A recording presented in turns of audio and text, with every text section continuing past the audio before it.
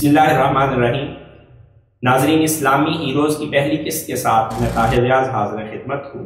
آج ہم جس ہیرو کے بارے میں جانیں گے ان کا نام ہے عبداللہ، والد گرامی عثمان، کنیت ابو بکر اور لقب صدیق اور عتیق رضی اللہ تعالی عنہ۔ آپ کا تعلق عرب کے مشہور قبیلہ قریش کے خاندان بنو تمیم سے تھا۔ بنو تمیم قریش کے اندر بڑی حیثیت رکھتا تھا کہ ان کے پاس دیت اور خون بہا کے اموال جمع کروائے جاتے تھے، اور قریش ان کے علاوہ کسی دوسرے کے پاس ان اموال کو جمع کروانے پہ راضی نہیں ہوتے تھے۔ ناظرین، آپ کی پیدائش 573 عیسوی میں ہوئی، اور آپ اسلام کو قبول کرنے سے پہلے قبل از اسلام آپ عرب کے مشہور تاجر تھے۔ شام اور یمن تک آپ کی تجارت پھیلی ہوئی تھی، اور آپ کا تعلق اور دوستی رسول اللہ صلی اللہ علیہ وسلم کے ساتھ 18 سال کی عمر میں ہو چکی تھی۔ جب رسول اللہ صلی اللہ علیہ وسلم نے توحید اور رسالت کا اعلان کیا تو سب سے پہلے بلا جھجک اور بلا تأمل رسول اللہ صلی اللہ علیہ وسلم پہ ایمان لانے والے سیدنا ابو بکر صدیق رضی اللہ تعالی عنہ۔ اسلام لانے کے بعد سیدنا ابو بکر صدیق رضی اللہ تعالی عنہ ہمیں تبلیغی اسفار ہوں یا غزوات ہوں یا سفر ہجرت ہو، رسول اللہ صلی اللہ علیہ وسلم کے ساتھ ساتھ دکھائی دیتے ہیں۔ چنانچہ ایک موقع پہ رسول اللہ صلی اللہ علیہ وسلم بیت اللہ کے اندر نماز ادا کر رہے تھے، عبادت میں مشغول تھے کہ مشرکین مکہ آپ پہ ظلم ڈھا رہے تھے۔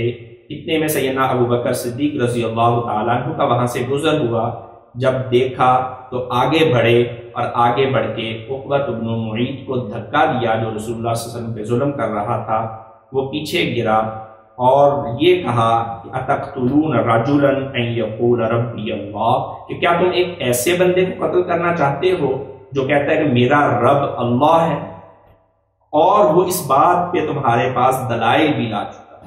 مشرکین نے جب یہ عمل دیکھا تو انہوں نے رسول اللہ صلی اللہ علیہ وسلم کو چھوڑا اور سیدنا ابو بکر صدیق رضی اللہ تعالیٰ عنہ کو مارنا شروع کر دیا، یہاں تک کہ آپ لہو لہان ہوئے اور اسی حالت کے اندر بے ہوش ہو گئے۔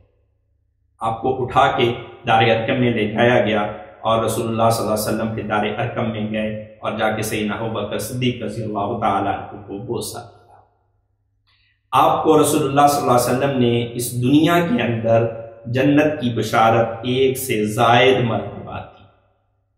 آپ وہ واحد صحابی ہیں جن کے لیے خود قرآن نے صاحب کا لفظ بولا ہے اور ثانی اثنین کا لفظ بولا ہے، کہ دو یعنی رسول اللہ صلی اللہ علیہ وسلم اور ابو بکر میں ان دو میں سے دوسرا، اور صاحبی خود محمد صلی اللہ علیہ وسلم کا ساتھ۔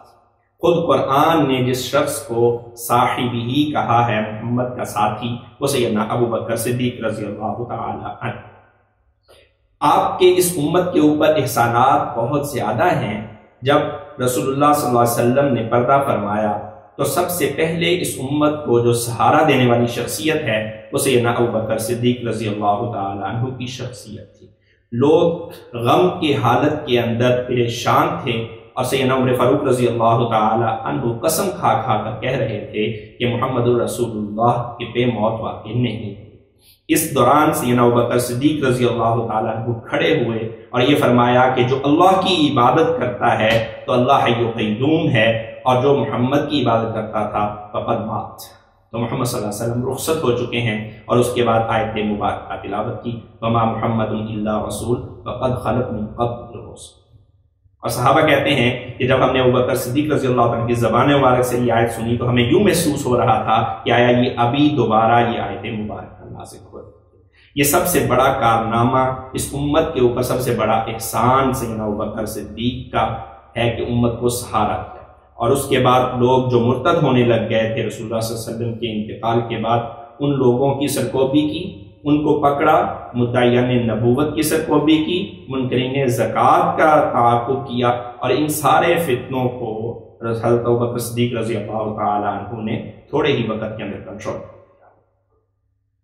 اور حضرت ابوبکر صدیق رضی اللہ تعالی عنہ نے قرآن پاک کو جمع اور تدوین کرنے کا آغاز کیا، کہ اس کا ایک نسخہ بنا کے امت کے اوپر یہ بھی احسان کرے۔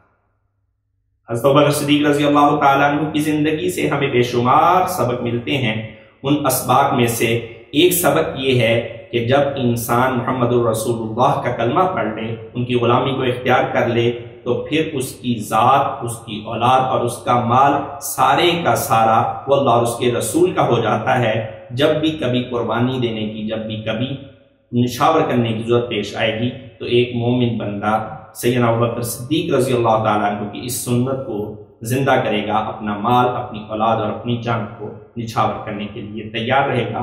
حق تعالی شانہ ہمیں آپ کے اسوہ پہ عمل کرنے کی توفیق عطا فرمائے۔ وآخر دعوانا الحمدللہ رب العالمین۔